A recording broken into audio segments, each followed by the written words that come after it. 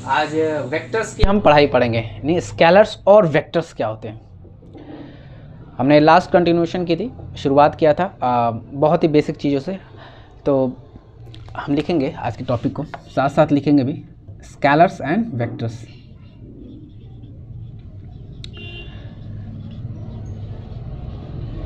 अगर एक वर्ड में कहा जाए कि अगर किसी चीज़ को हम, किसी क्वांटिटी को, किसी भी चीज़ को दुनिया में जिसको हम मेज़र करते हैं, किसी भी चीज़ को अगर एक नंबर से यूनिकली डिफाइन कर दिया जाए, उसे किसी एक नंबर से, तो उसको स्केलर कहेंगे सिंपल में। और वह एक नंबर से डिफाइन नहीं हो पा रहा है, यानी एक से ज़्यादा नंबर से डिफाइन हो रहा है, तो उसको वेक्टर्स कहेंगे। फॉर एग्ज़ाम्पल, आपके जूते का जो कितने नंबर का जूता पहनती है, तो एक नंबर से हम बता सकते हैं 7, डिफाइन कर दिया पूरा यूनिकली। रूम की टेम्परेचर क्या है, 35 डिग्री सेल्सियस, एक नंबर डिफाइन कर दिया। एनर्जी कितनी है, 50 किलो जूल, एक नंबर से डिफाइन कर दिया। ये सारी स्केलर्स हैं। उसी तरह हम ये कहें कि कितना दूर गए, तो 50 मीटर हो गया। अगर हम किसी भी बात को एक नंबर से अगर यूनिकली डिफाइन कर पा रहे हैं, यानी जैसे स्पीड, गाड़ी की स्पीड कितनी, तो 30 मीटर पर सेकेंड, अगर यूनिकली डिफाइन कर पा रहे हैं किसी एक बात से, तो वो स्केलर है। अगर हम यूनिकली एक नंबर से डिफाइन नहीं कर सकते, बल्कि उस चीज़ को डिफाइन करने के लिए उस क्वांटिटी को एक से ज़्यादा नंबर चाहिए, जैसे एक्सेलरेशन, जैसे वेलोसिटी, टॉर्क, एंगुलर मोमेंटम, इन सारी क्वांटिटीज़ को डिफाइन करने के लिए एक से ज़्यादा नंबर चाहिए, इनको वेक्टर्स कहते हैं। ठीक है, आपका वजन है, तो वजन बस क्या 50 kg, एक नंबर से डिफाइन हो गया, ये स्केलर है। ठीक है, स्केलर्स। अब हम वेक्टर्स पे बात करते हैं। बुक में एक किसी वेक्टर को जब लिखा जाता है, किसी वेक्टर को बुक में, तो उसको लिखने का तरीका ये है कि सिंपली अगर कोई वेक्टर को ए से हम डिनोट करते हैं, तो सिंपली ये लिखा रहता है बुक में ऐसे। उस वेक्टर वर्ड को हम डिनोट कर सकते हैं, क्वांटिटी को डिनोट करने की बात करें, किसी को पी से लिखे, क्यू से लिखे, जैसे लिखे, जैसे एफ लिखते हैं, फोर्स एक वेक्टर क्वांटिटी, एफ के ऊपर एरो दे दिया।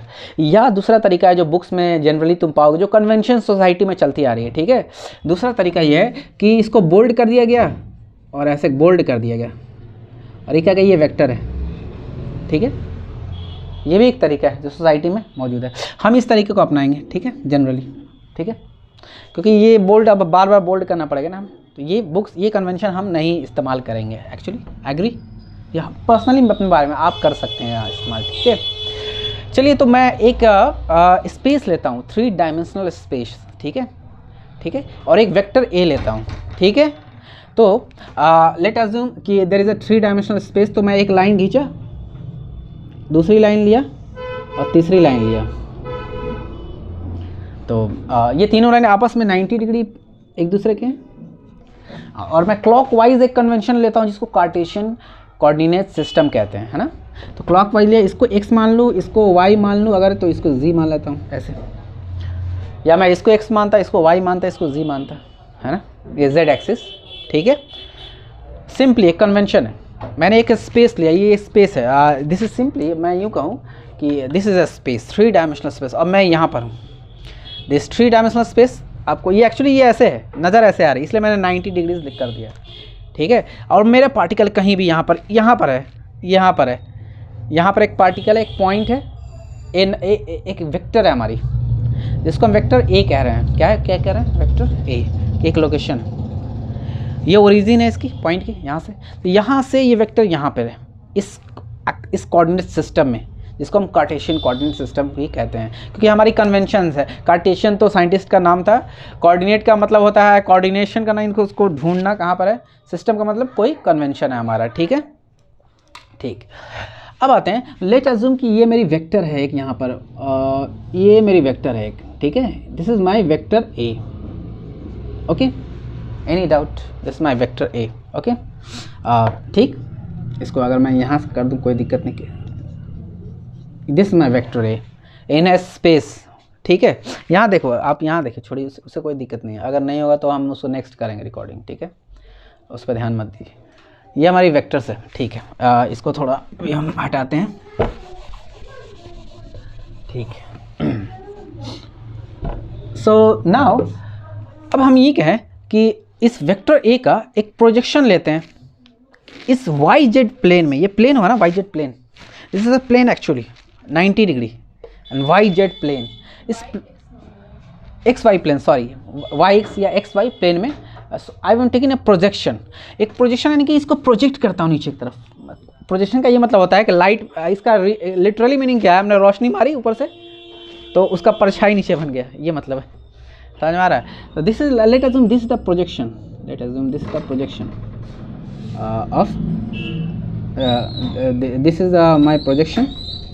So this is my projection of A. Okay, this is my projection of in y-x plane of A. ठीक है, मान लो एक प्रोजेक्ट किया तो ये एक परछाई बन गई, ये मतलब है बस, दिस इज द प्रोजेक्शन। ये क्यों कर रहा हूँ मैं? अब देखो यहाँ पर है तो यहाँ से x लूँ, एक x ऐसे x, और यहाँ से एक मैंने ऐसे, तो ऐसे लूँ पैरेलल ऐसे, ठीक है। ये हमारी पॉइंट होगी, ये ax कहलाएगी, क्या कहलाएगी? ax कहेंगे हम बाय कन्वेंशन। यानी कि ये है value of a on the x axis, value of a of x पढ़ेंगे, क्या पढ़ेंगे? a ऑफ x, ठीक है। उसी तरह क्योंकि ये वेक्टर को मुझे स्पेस में डिनोट करना है, कहाँ पे है? ये ओरिजिन है, ये क्या है? ओरिजिन है। तो इस स्पेस में कहाँ है? स्पेस में मैंने 3 कोऑर्डिनेट्स लिए एक्स वाई जेड, तो तीनों कोऑर्डिनेट्स पे कहाँ क्या क्या पड़ रहा है देख रहा हूँ। तो मैंने एक प्रोजेक्शन लिया एक्स वाई प्लेन पे और उस प्रोजेक्शन को फिर हमने इस तरफ किया, तो ये वाली जो वेक्टर आ रही है ये इसी वेक्टर की प्रोजेक्शन है एक्स एक्सिस पे, ठीक है। अब प्लेन से हम उस वेक्टर पे आ रहे हैं, एक्सिस पे आ रहे हैं, ठीक है। फिर इस वेक्टर की प्रोजेक्शन वाई एक्सिस पे क्या है? ये है, दिस इज ए वाई से हमने डिनोट किया, यानी ए ऑफ वाई, यानी vector a on the y of the y axis, okay.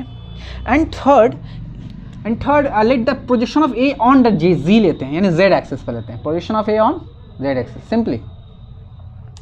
तो अच्छा ये बताइए, कोई चीज़ ऐसे रहती है तो ये सीधा ऐसे थोड़े करेंगे, थोड़ा ऊपर करेंगे, क्योंकि ये जब ऐसे जाएगी तो ऊपर जाएगी, यहाँ जा रही है देखो, तो ऐसे कर दें ये प्रोजेक्शन, यू गेटिंग इट? ऐसे कर दो projection. So I think this is the projection of ये दिस ए जेड यानी a of z. These are the 3 vectors, and the sum of the 3 vector is this vector.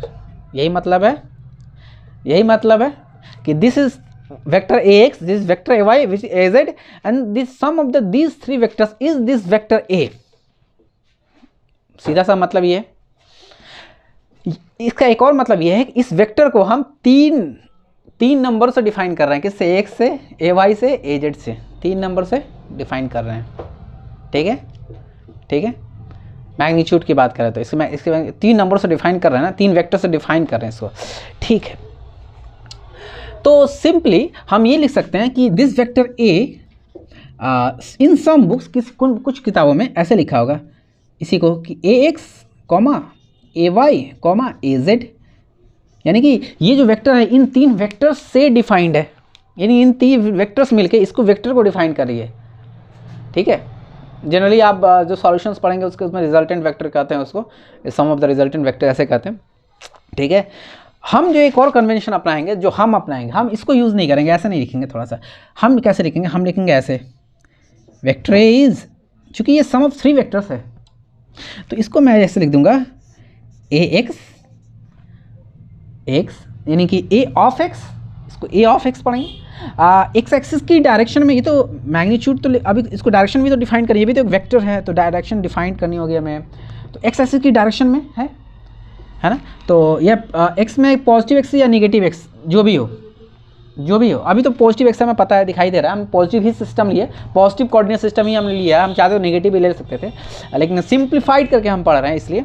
तो this is I roof ये लिख सकते थे, या हम यहाँ एक और तरीका, ये ज़्यादातर बुक में आई रूफ होता है, या सिर्फ मोटा आई लिखा रहता है, क्या लिखा था? मोटा आई लिखा रहता है ना। हम क्या करेंगे, हम इसको ऐसे भी नहीं लिखेंगे, दोनों तरीके, हम क्या लिखेंगे? एक्स रूफ कर देते हैं, ये ज़्यादा अच्छा लगता है, क्योंकि आई पता नहीं चलता आई किस पे है। वैसे जनरली आई को हम एक्स पे लिखते हैं, कि हम अगर एक्स कैप है एक्स रूफ ही लिख देते